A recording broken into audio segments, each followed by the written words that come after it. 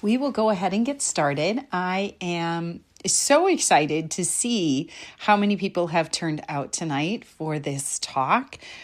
So I am just very grateful for everybody showing up. I think it's a very important subject.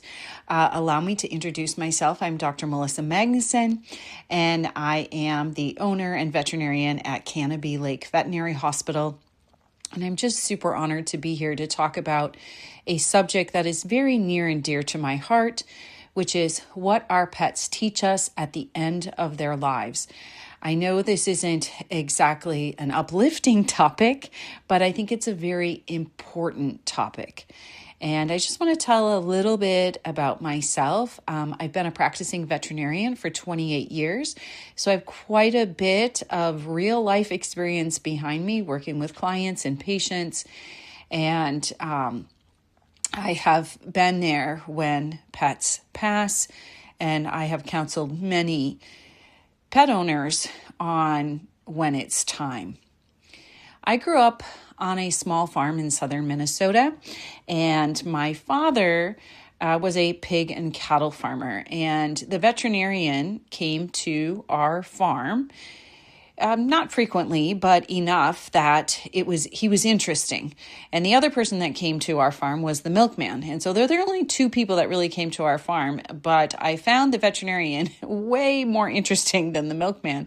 And honestly, I was completely enamored by him because of what he would do and how he would help the animals. He'd even allow me to hold the penicillin vial or help spray off his boots when he was done. It was really magical when he came. And I knew from a very young age that I wanted to be a veterinarian, and this was my calling. And I think growing up on a farm and having the pigs and the cows and all of the barn cats and our dogs, I think this was a way for me to really connect with that human-animal bond in the very beginning. So why does this hurt so much? And when we think about when our pets pass and how painful it is, what it is it's the ending. It's the last stop. It's finite and it feels bad. And we want things to last forever. I mean, this is sort of the human way, I think. We want everything to, all the good things to last, like Doritos or vacations or hot fudge sundaes. All those things are great. And we never, ever want them to end. But unfortunately, good things do come to an end. And our pets are one of those things that we have this very, very special relationship with. And it's based on unconditional love. And this is a deep relationship that we form with our pets. We're going to talk about that. And this very special relationship that we have is very unlike any relationships that we have with humans. And there's some very distinct differences that I want to talk about. When we lose our pets, this is not just about losing a pet. It's about losing a daily witness to your life. Our pets are always there for our real ups and downs, for, when you are sick or if you didn't pass a test or you had a bad breakup or whatever it is.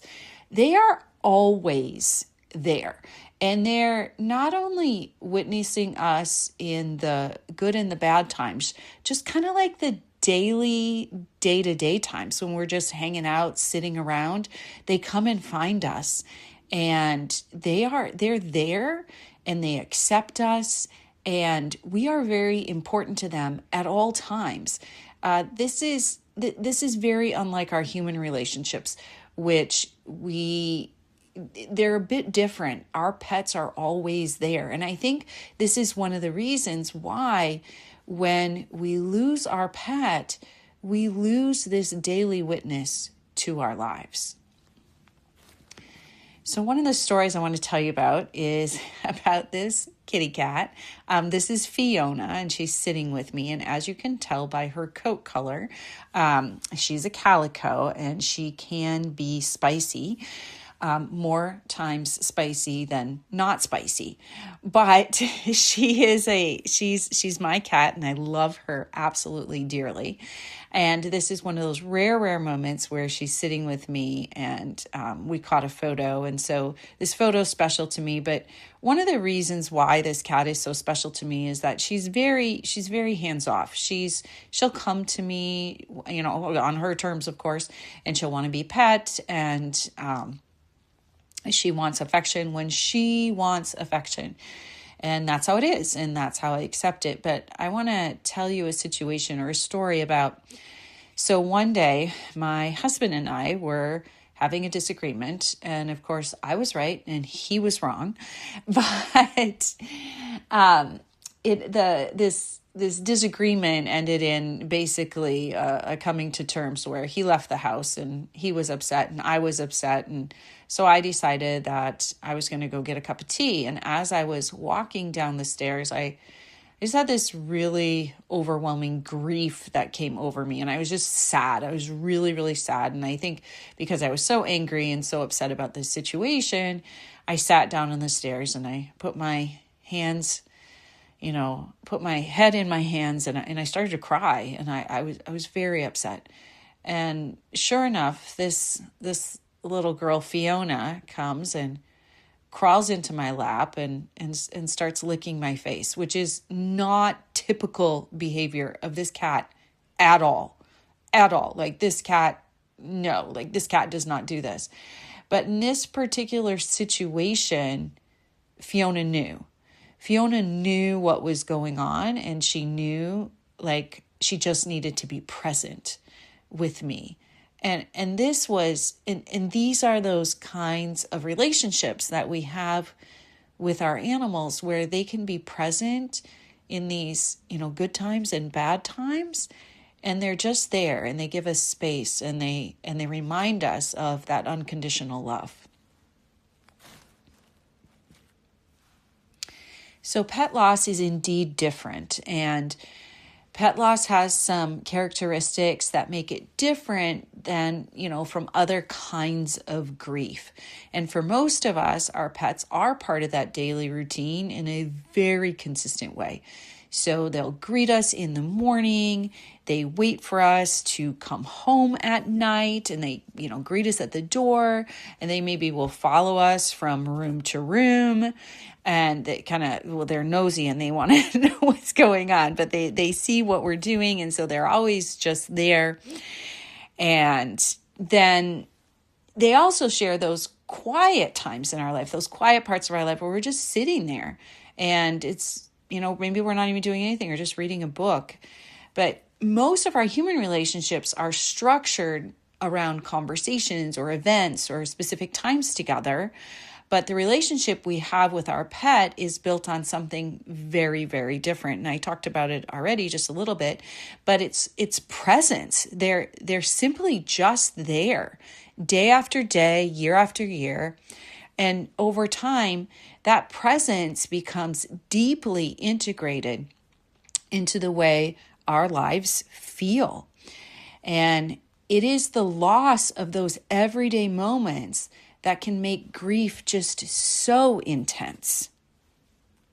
Pets are present. They are present with us, and they can simply just be there day after day, no matter what. They don't really care.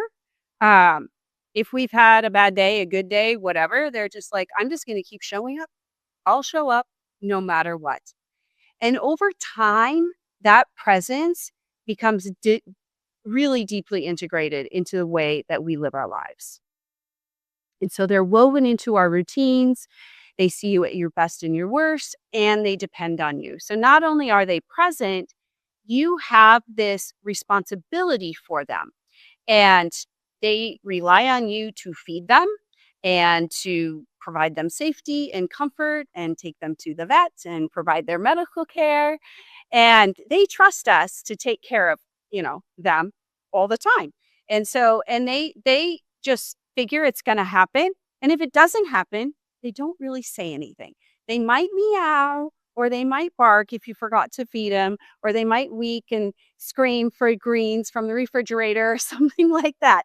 They may remind you, but they're not necessarily going to go over and tell their friend, "Hey, did you see this lady today? She did not get my greens on time. That is so unacceptable." Like, do you believe that? No pet ever does that. And so that's why a lot of pet ownership is so much based on this unconditional love, that they've got us there all the time. And they are that steady presence that's always there. And that's why when we lose them, it can be very, very painful. And when our pets die, that guardianship, it ends. And for years, you've been taking care of this animal, you know, constantly and doing everything that you need to do for them.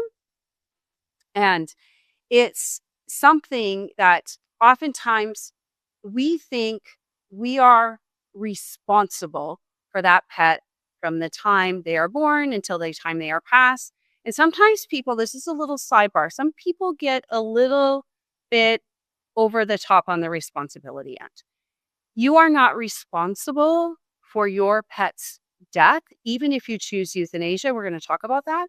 And you are not responsible for your pet's illness. You are not responsible for the things that happen to your pet. And I want you really to think about that and let that sit with you, because this is a very important thing. I hear all the time from my clients, "Did I cause this?" No, you didn't. It would be really hard for you to cause some of these things that happen. Now, there are these extreme situations where maybe an animal jumped out in front of your car and you ran over it or something like that. Those things, is that 100% your fault? No, the animal was there, you didn't see it, whatever. But sometimes our animals get diseases, which either it's a cancer or maybe it's another type of medical problem. We don't cause these things. These things happen just like they happen in people. And a lot of times we don't know why. I'm asked all the time, "Why did my animal get cancer?" I don't know. If I knew that, I would probably be in the Bahamas right now and living there full time, because then I would have, because I could answer a lot of questions for a lot of people, but we don't know. That's really the answer, is we don't know why a lot of the things that happen. We can explain mechanisms and we can explain biology, but we can't always explain the why. And I know that's difficult, but please remember that you're not responsible for your pet's disease process that may have happened. So we do carry this responsibility with us every single day. But when that pet passes, what happens is that responsibility suddenly stops and your role disappears instantly. It's gone. And the house can feel quiet and the routine has disappeared and your responsibility has completely ended. And I have a dog, or had a dog. Sorry, this is Toby. This is my heart dog. And this is one of the reasons why I feel like I can connect with owners so well, is because this dog taught me so much about pet ownership and about being a veterinarian. And he was a jerk. This dog was a jerk. And I wanted a Basenji so bad. I can't tell you how bad I wanted this Basenji. And this dog was a show dog that bit 9 people. And so they were looking for someone to adopt him. And I was like, "Me, pick me. I want this dog." And I got this dog and he wasn't nice. Go figure. But he and I developed this bond, and this bond was something else. He was truly my heart dog. He brought me through vet school. He brought me through so many things. He peed on one of my professors at vet school. I'll never forget that. I thought I was going to pass out. And he just did a lot of naughty, naughty things. But I miss this dog so much. And when he was at the end of his life, he lived to be 20. Yeah, wow. At 17, I started buying small bags of food. And that was a big mistake because that was 3 years of small bags of food. That really added up. But he lived for this 20 years. And what happened was during those last few years, he couldn't walk as well. And he loved to sleep with my girls. And I would lift him up onto the bed every night and he would settle down and sleep with my girls. And then I had to make sure that I got him out of bed in the morning. He couldn't jump down and he wouldn't jump down, but he'd pee on the bed if I didn't get him out quickly enough. And so the kids would yell for me, "Mommy, come get Toby." And I'd run and I'd get Toby and I'd scoop him up. And my kids were upstairs. So I run upstairs, get the dog, and I run downstairs and I take him out and I put him on the grass and he peed. And then I bring him in and then he could walk and then I would feed him. And then he would get a little bit lost because he was 20 and that's up there. And so then I kind of guide him into where his bed was and he loved to sleep in front of the heater. And so I would do this routine over and over and over again because he was old for a long time. And and then he developed a brain tumor. And so I had to make that choice of, did I want to end his life and did I want to end his suffering? And we're going to talk about that in a little bit. But I did. I chose that and I let him pass peacefully. And you can read more about it in my book. But that his passing really taught me something because that next day I had nothing to do. I couldn't go get him off my children's bed. I couldn't run him outside. I couldn't wait for him to pee. I couldn't get him ready for bed at night. I was lost. And these routines are important to us because it shows this connection that we have with these animals. And that connection is really valuable. So I understand when you say, like, I have people that say all the time, "You don't understand. This is my heart animal." And I'm like, "Oh yeah, I get it. I get it. I get it completely." So euthanasia. Euthanasia means good death. And that's kind of a funny name because I think in our society, we don't think of death as a good thing. And it really can be. And in some other cultures, death is a celebration. And they teach from a very young age about what death is and what emotions are and what it is to grieve and all of those kinds of things. And we're going to talk about that a little bit. But euthanasia is one of the most difficult parts of, or a decision that you would have to make for your pet's life. And for many families, it's probably, some people say it's the hardest decision I've ever had to make. And oftentimes people will come into my exam room and they're hoping that they will know that time. Like, I'll know when it's time to let go. And most people don't. They don't know when it's time to let go. And because biology doesn't always have clarity and animals don't always show us, they don't go, it's time, like, can you bring me to the vet? Like, they don't tell you, they don't hold up a sign, they don't do anything like that. And animals are there to live for you. And they're here to teach us lessons. And so it's just as hard for them to let go as it is for you to let go. And I think I heard Maria say this earlier. She unfortunately lost her cat this week, and she said it happened so suddenly. And everyone says that. It's so sudden. when our animals pass, it feels very sudden, but here's some really important information about animals.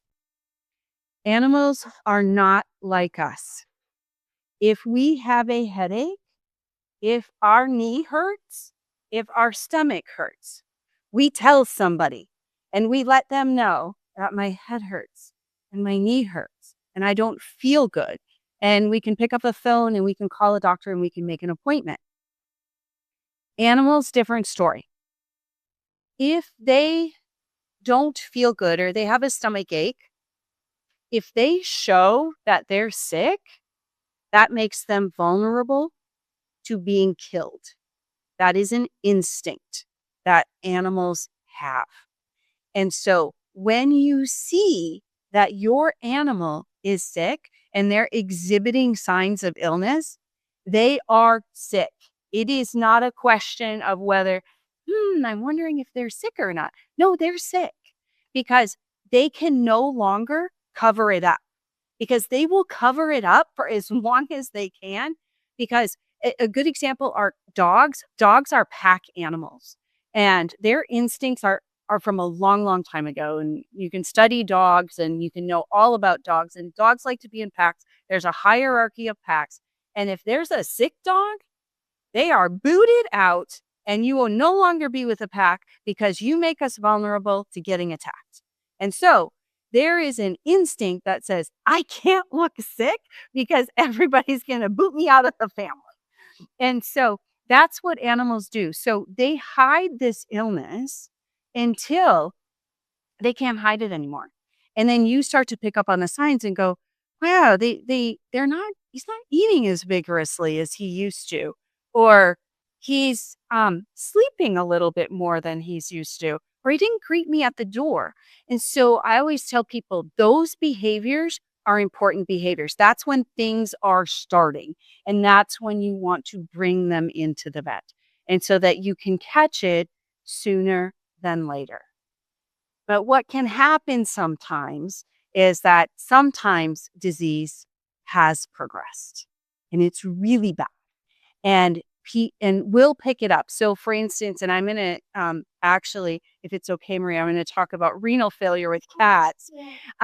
So renal failure with cats is one of those things that people will bring their animals in and we'll run the blood work and the values will be terrible. And we're like, wow, like your cat is not doing well.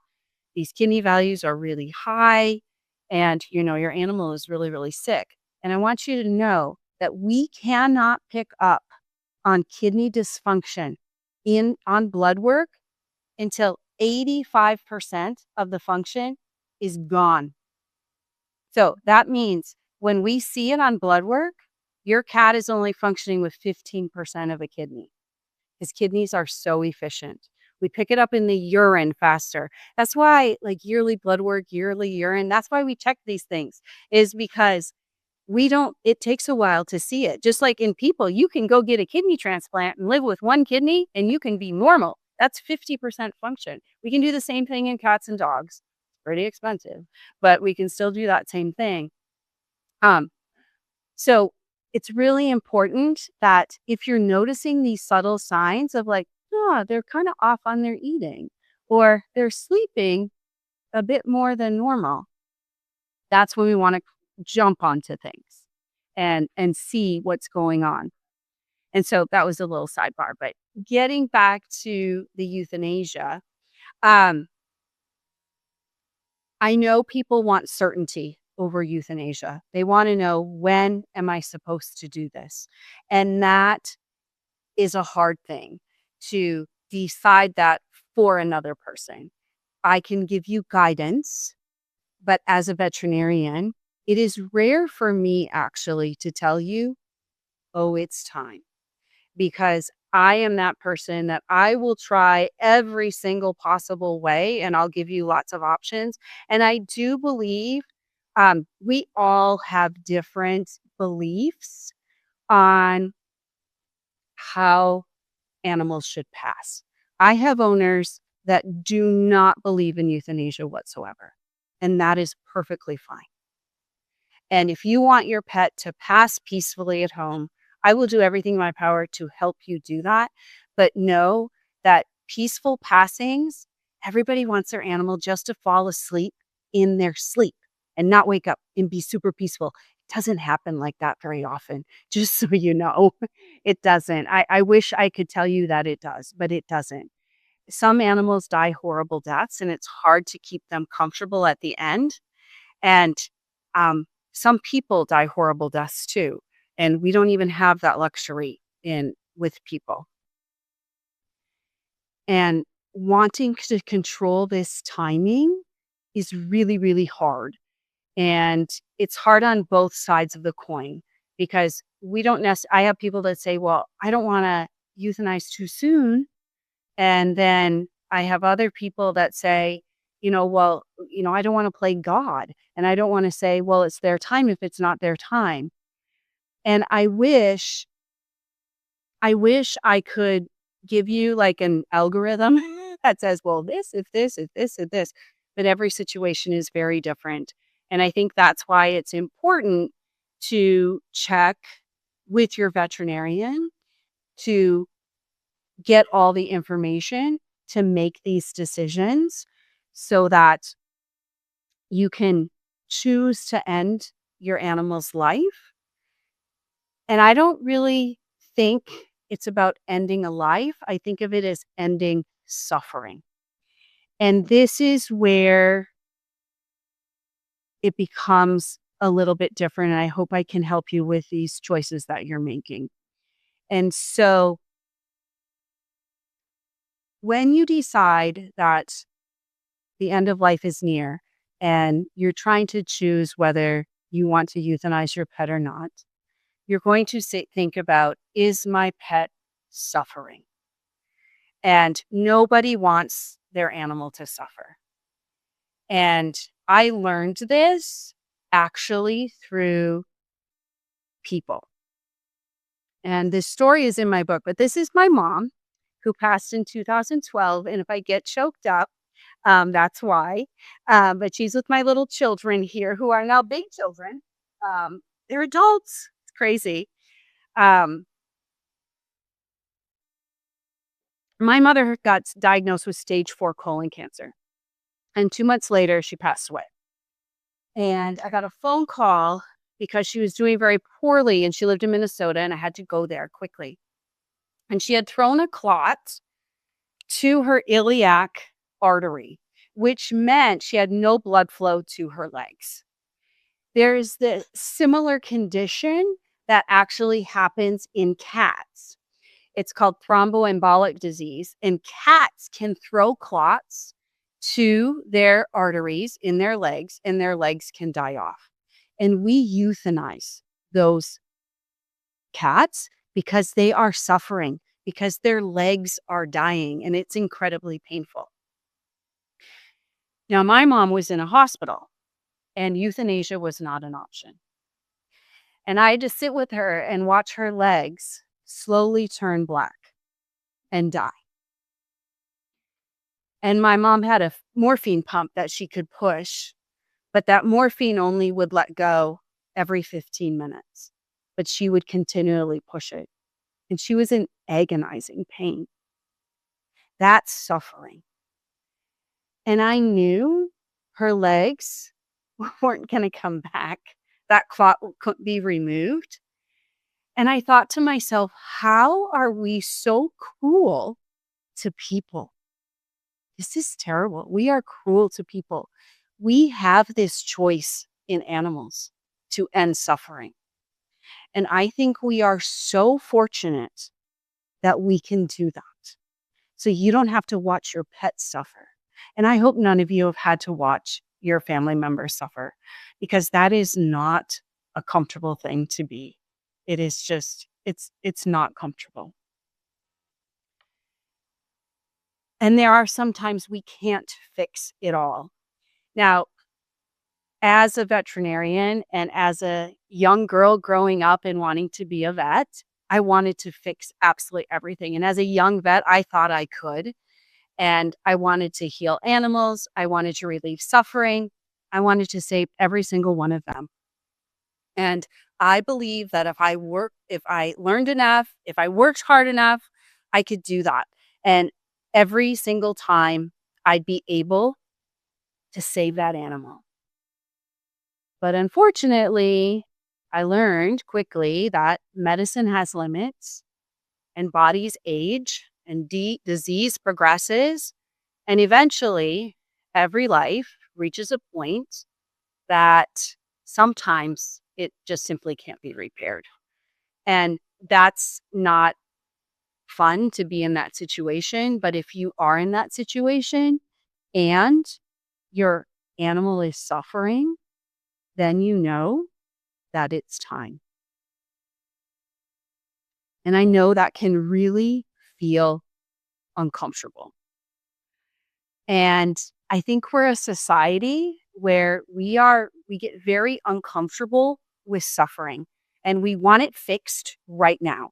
And we want to look for solutions. We think there's a treatment and we look for anything to fix the problem.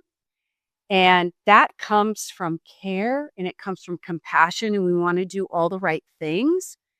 But sometimes that instinct can also make those moments even harder because we begin to believe that if we just try a little bit harder or we search a little bit longer or we hold on a little bit tighter, just maybe we can prevent the loss or maybe we can delay it or maybe we can outrun it or we believe that there's maybe just something more that we can do.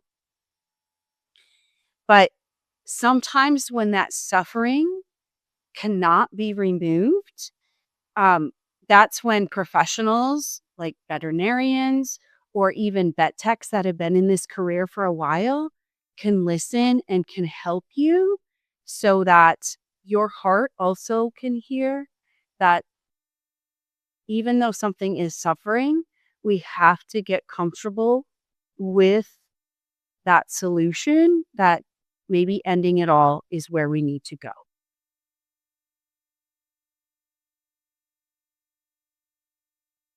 When you love something so deeply, compassion hurts. Compassion and pain sit very close to each other. And when we are compassionate, we are actually allowing ourselves to feel that suffering of others or of another being. And so the deeper the bond that you have with your pet, the more you will feel it. And that's why losing that pet can hurt so much because love is real, that connection is real, and compassion means we do not turn away from that connection when things become difficult. This is, I don't know, this is Stella. My Stella passed last January, so it's been about a year. And Stella loves the snow. This dog, as soon like she would have been in her glory yesterday. She would have been outside the entire storm. She won't come in. She loves the snow. She loves to sit outside, and we would call her and call her and call her, and she wouldn't come. And I'd have to go physically go pick her up. This was during a storm that this was taken. My husband was snow blowing in the back, and she was just as happy as could be. And she loved it. And go ahead. What is she? What kind of dog? She's a mini Australian Shepherd. And she looks really chubby, but she had a super big hair coat. She was like a bear. Like snuggling with her on the couch was great because she just was like a pillow because she had so much fur. And last year, she developed a internal problem that was not fixable. And my family didn't want to let go. And they could not understand why I could not fix her. And being a vet, you want to fix them. You want to do everything possible for them. But sometimes it's not fixable. And we had done a lot of tests with Stella, and she unfortunately had a tumor in her spine that was inoperable and did not allow her to pee, and it did not allow her to move her bowels. And so that's incompatible with life. And she continued to wag her little nubber. She had a dock tail. She'd wag her little nubber. She'd lick our face, and she would take treats. But she couldn't pee and she couldn't poop. And that's a problem. And so it was hard to let her go, but it was the compassionate thing to do, even though it was incredibly painful.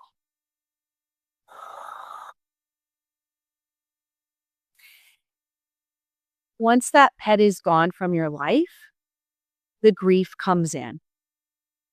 And I'm going to tell you right now, stop trying to get over your grief. That doesn't work, and you're not supposed to. You must feel it. You can process it. You can live with it. You can walk beside it, and you can walk through it. Grief is there, and it's a normal, natural feeling for people to have. And the sadness, it will never go away. When I put Toby down, my 20-year-old dog, my youngest daughter was 4 years old. And we didn't really think she knew or understood. She didn't cry. She wasn't upset. She was present for it. 3 years later, she was 7. And we were sitting at the dinner table, and she started crying. And we're like, Ava, what's wrong? And she said, I miss Toby. 3 years later, that grief was still there. That sadness was still there. And that's okay. That's normal. These connections we form with our pets will always be there. There's always enough room in your heart for the pets you've had, and there's more room in your heart for the pets that are to come. And if you read my book, you will learn about Freckles. Freckles is not in this talk. I cannot talk about Freckles. I can barely say her name without getting a pit in my stomach. So give yourself grace and allow your feelings to feel all the things, and give yourself compassion and tell yourself it's okay to be sad. It's okay to be angry. Some of us get angry when we lose our pets. That's normal too. And it's okay to feel empty. And it's okay to feel that you no longer have that purpose. And perhaps even like you have been run over by a truck. Some people feel like that, and they're like, I don't even know if I can go on. And this is all completely normal to have all these feelings. You want to accept that sadness, the anger, the emptiness, and you want to breathe through it and wrap yourself in loving kindness. You are grieving, and it's normal, and it's completely okay to be that way.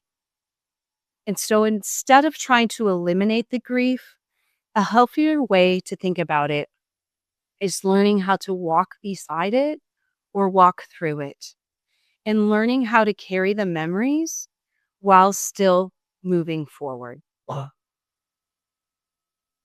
Once you allow it and you make room for it, it is easy for it to exist and for you to become friends with it. And so we're going to do a little practice. I am a very spiritual person, and you can think I'm crazy. I don't care. But I want you all to close your eyes. And I want you to take a deep breath in and let that breath out. And I want you to think about a past pet that you have had, whether it's a dog, a cat, a hamster, a bird, a guinea pig, a horse, whatever it is. I want you to think about that past pet, and I want you to take a deep breath in and let that breath out. And I want you to think of an amazing memory of with that pet. Like maybe it was a dog that stole the whole chicken, or maybe it was a cat that flipped through the air while it was chasing a toy. Whatever it is, I want you to think of that memory. Whatever it is, I want you to imagine that moment and sit with it and just breathe through that moment. The great memory. Now I want you to take another deep breath in. Still keep your eyes closed and let that breath out. And now I want you to remember when that pet passed and how you felt when that happened. And maybe you can feel that tightness in your chest, or maybe you start to have tears streaming down your face, and that's totally okay. It's normal. It's normal if you're crying, and if you're not crying, that's normal too. All emotions are allowed and they're accepted. Just keep your eyes closed and sit there. And I want you to take another breath in and let it out. And now I want you to see a big ball of white light, or maybe it's gold light or pink light or whatever kind of light floats your boat. Take that white light and I want it to wrap it around you and wrap it around your past pet, and be one with your pet and the white light, and give yourself this. Give yourself white light, compassion, and love towards that pet and towards yourself. And take another deep breath in and let it out. And take another deep breath in and let it out. And this is grace and space for all of those feelings of compassion and love and kindness that you give to your pet and you give to yourself. This is the very important step, to give all the grace and the space just to sit and exist with it right now. So one last deep breath in and let it out. And you can open your eyes. And instead of trying to push away feelings, it can help to simply make room for your feelings. To recognize that sadness is a part of the love that you shared with that pet. It's a reflection that that bond existed. And allowing yourself to feel that sadness doesn't mean that you're stuck in grief. It simply means that this relationship really mattered. As I said before, compassion and pain live side by side, and animals teach us that compassion and pain exist together. When we open our hearts to another living being, we also open ourselves to the possibility of loss. That is the part of the bargain we make when we choose love. The joy and grief come from that same space. They both grow out of that connection that you are sharing with that pet. And when that bond is broken by loss, the pain we feel is a reflection of how meaningful that relationship really was. In other words, that grief is something not to separate from the love, it's right with it. It's just on that other side of it. So, what do our pets teach us? I believe wholeheartedly that pets find us. They find you. Your pets come into your life. They pick you. And you can read more about that in my book, but they are here to teach us lessons. And these lessons come in many different containers. And we often are not open or aware enough to even see the lessons at all. And this is Cleo, my other Basenji. So I got my first Basenji who is a jerk. And then this is my second Basenji because I talked to people and they said, oh, you have to have two. And I was like, why would I want two jerks? And they're like, no, no, no. They're better together. So I got Cleo. And Cleo was the sweetest dog on the face of the earth, the antithesis of Toby. And Cleo had Fanconi syndrome, which is it's a kidney disease that Basenji's can carry. She passed at 14 years of age. They're only supposed to live with Fanconi till 7 or 8, but she lived to 14. So yay, that was great. But this dog tried to teach me a lesson and I didn't learn it. This dog I'd give her a treat and she'd always go to my couch and she'd dig in my couch and try to hide the bone or the little treat, milk bone, whatever it was, in the couch. And I go over and I'm like, Cleo, stop it, stop it. And she'd stop and she'd look at me and I'd walk away and she'd start digging. And I go back and I'm like, Cleo, stop. Like, don't do that. And she'd stop and I'd walk away and she'd dig. And I'd go back and I'm like, Cleo. So I'd sit down with her and she would sit, just quietly sit.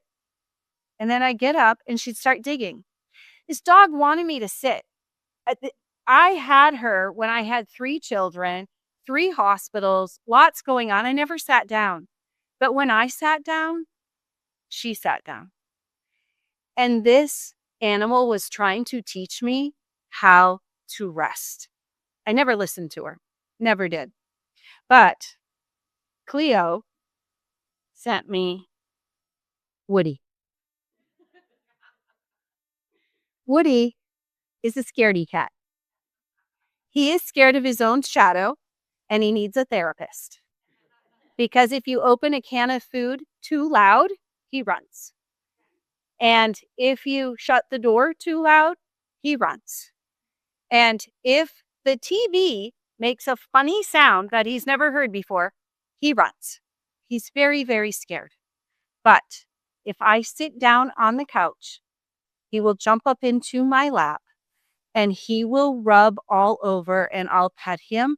And it's the only time I can have contact with him is when I sit on my couch. So he is teaching me. I think Cleo sent him to teach me.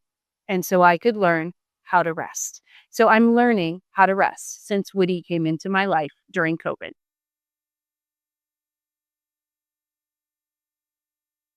Pets also teach us presence. To be present in the moment is so important. And this is something we can learn from animals, which is if we can learn to be present in the moment and be with people, this is just such a gift they give us because animals are never worrying about tomorrow. They're never worrying about today. They're not replaying yesterday and they're simply just experience this moment that they're in right now because every moment is great. They're like, oh, you showed up? Awesome. They're like, oh, we're going to sit on the couch? Fantastic. Oh, you gave me a little seed? This is super. I mean, they are just present and they're in the here and now. And this is what pets really, if you can learn this lesson tonight to be present, this is something that is just such a gift that animals have because they are always present with you. And if you can start to be present with them and present with others, it will really make a difference. They also teach us acceptance. They meet us where we're at, no matter what. They don't evaluate us like other humans do, and they do not care what kind of day we had at work. They don't care how upset we may be. They simply meet us where we're at, and if we're happy, they're happy with us. If we're sad, they're sad with us. And that acceptance is incredibly powerful. And so when you learn to accept others for just who they are, that's really powerful too. And I already talked about rest. They teach us rest, and I'm learning that one, and it's not the easiest thing to do. We rush around like crazy people and always doing the next thing, but sitting and resting and being present is super valuable. And finally, they teach us love without an agenda. Probably the biggest thing animals can teach us is unconditional love. And that brings me to Lola, my Chihuahua, who last night decided she should get up at 3 a.m. because why not? And she's 15 years old and she walks and paces when she needs to pee. And so I had to get up to let her out to pee at 3 o'clock in the morning. But if you want to know what was happening at 3 o'clock in the morning, in case you weren't up, it was raining. And chihuahuas can't go outside in the rain because their legs don't work. And so I put her outside and she was standing there and she's like, I can't pee out here because it's raining. And I was like, just go pee, go pee. Please go pee. Just please go pee because I want to go back to bed. I have to give a talk to around. I want to go to bed. I just pee. And she stood there. She couldn't pee because her legs didn't work because it was raining. So I put her on a leash and I took her outside. And I said, just, can you go, please? Can you please go pee? Just go pee. And I was getting really frustrated with this animal because it was cold last night in the rain. And I didn't want to be in the rain. She didn't want to be in the rain. And she certainly didn't want to pee in the rain. But finally, she peed. And I was like, oh my God, thank you. And I was being very dramatic. Very dramatic. I mean, you can probably imagine because no one wants to stand in the rain and wait for their dog to pee. And so we come back in and we go back to bed and she's got these little steps that she can crawl up into my bed. And I lay down and I'm like, oh, I got to get some sleep. She curls up next to me and is licking my arm that is wet. And then I felt like crap because I was yelling at her to pee. And here she is. She's like, I love you so much. And I'm like, I'm a jerk. But they teach us unconditional love.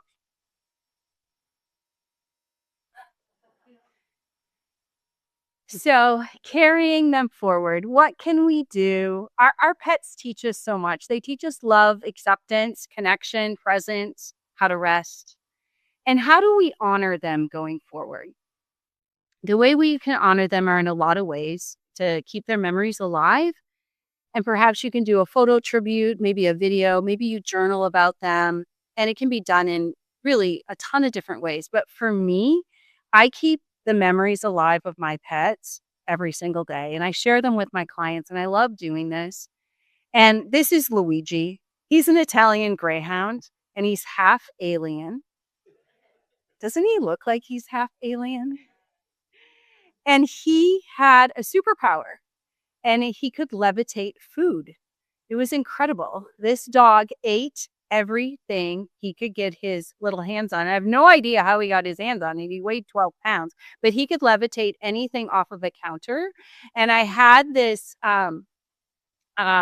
friend, this Italian woman, the Italian grandma. She was so sweet. And she would bring over these loaves of Italian, she'd make them homemade, these gorgeous Italian loaves of bread. They were this big.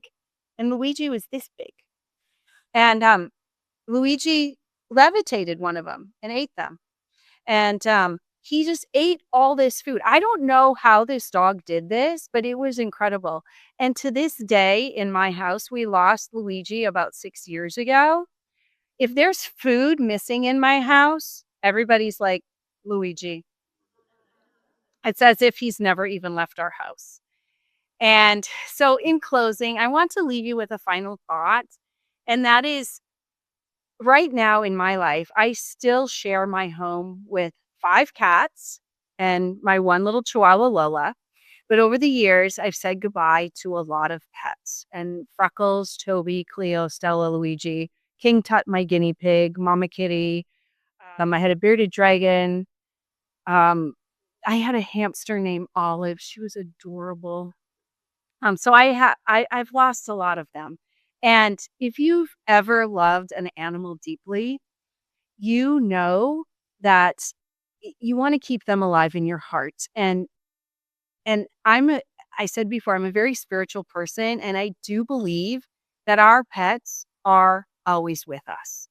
And I'm a scientist too, and we're all energy. We're just a whole bunch of atoms spinning around and we're vibrating at a certain level. It's just that our pets that have passed on have learned to vibrate a little bit higher and we don't always see them.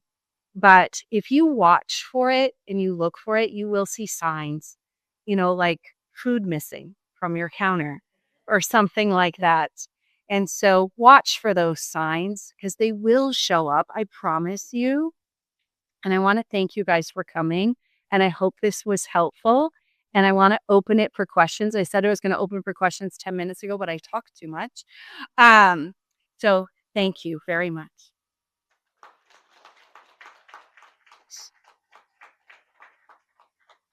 So any questions right over here? A question was asked about other pets experiencing grief and loss when you lose one pet in the home and if the other pets should be present for the process. Right. And so, yes, pets grieve. Yes, pets look for other pets that are suddenly missing.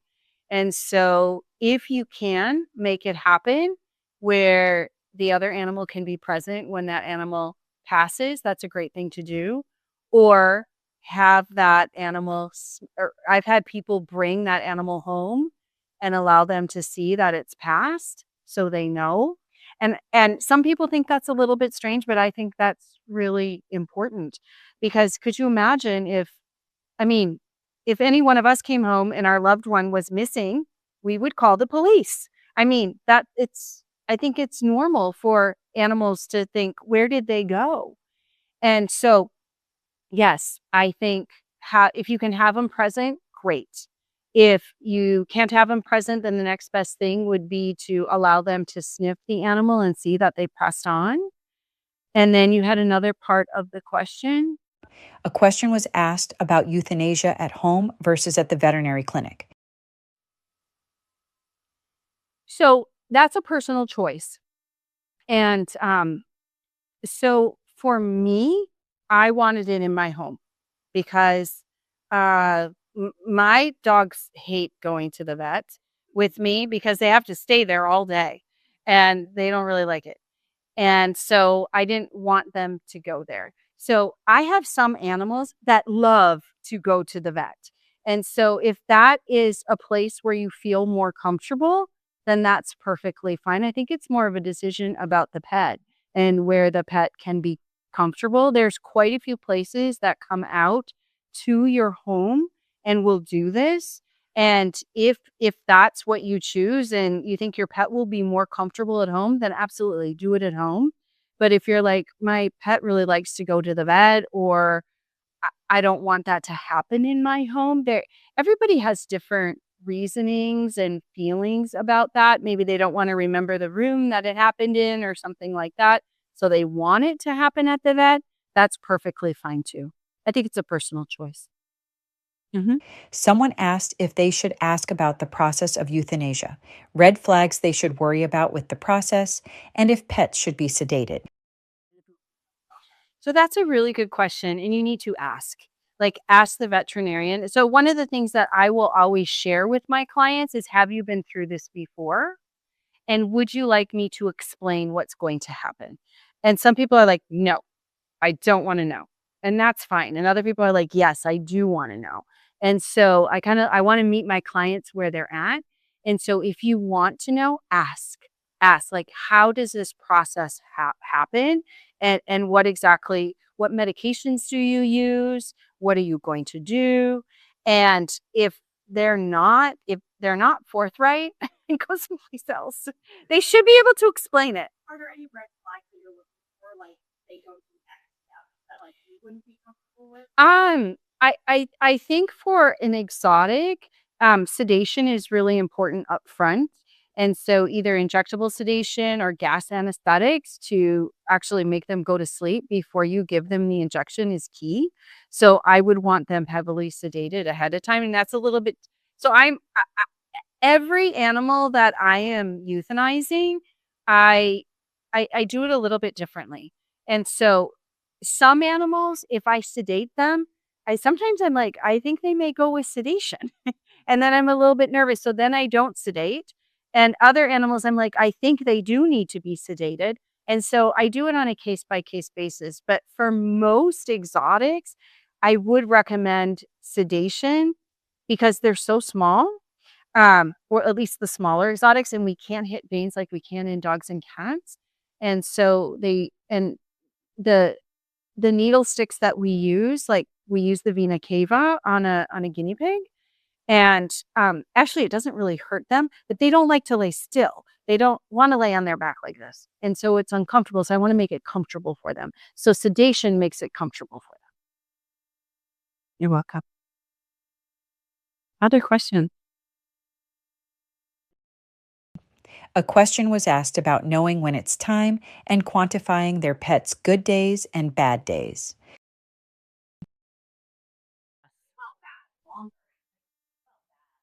Right. And there's a website called Lap of Love, and there is a checklist. And that checklist is pretty important to go through for that particular situation in general, because you have to realistically look at how many good days am I having? How many good days is the pet having? How many bad days is the pet having? Because so interestingly enough, humans, we focus on the negatives. We remember the negatives. Like we can go to a restaurant, and if we have bad service at that restaurant, we're going to tell everybody about it, right? Um, but when it's our pet dying, they talk about only the good days. It's only the good things that we see, and we tend to not see the bad things. And so we're kooky little creatures like this. And so we sometimes have to realistically look at what's good and what's bad.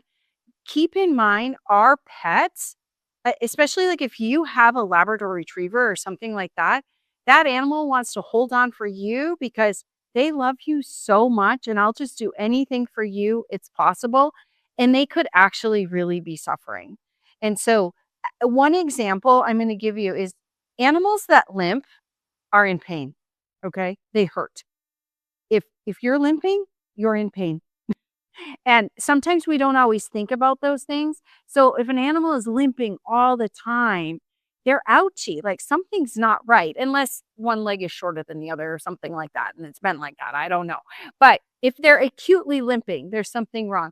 And so when you have an animal that's having this progressive problem, and maybe they can't walk one day, and then 2 days later they're walking fine, that one day of not walking might not be really that could be that animal truly is suffering on that day. And then they got a big enough cortisol release so they could walk the next 2 days. And so go to that Lap of Love checklist, and I think looking at that and it has you like add up and look at everything, and then you can look at it a bit more realistically. You're welcome. Any other questions? Thank you so much for coming. This has been great. I hope you got a lot of good information out of this. I do have some books in the back. And how many do we have? 1, 2, 3, 4, 22? All right. I have 20 books with me, and you guys already have them. So I'll hand out my books, so you guys can just take them home with you, okay? Thanks for coming. I'll be in the back. Okay?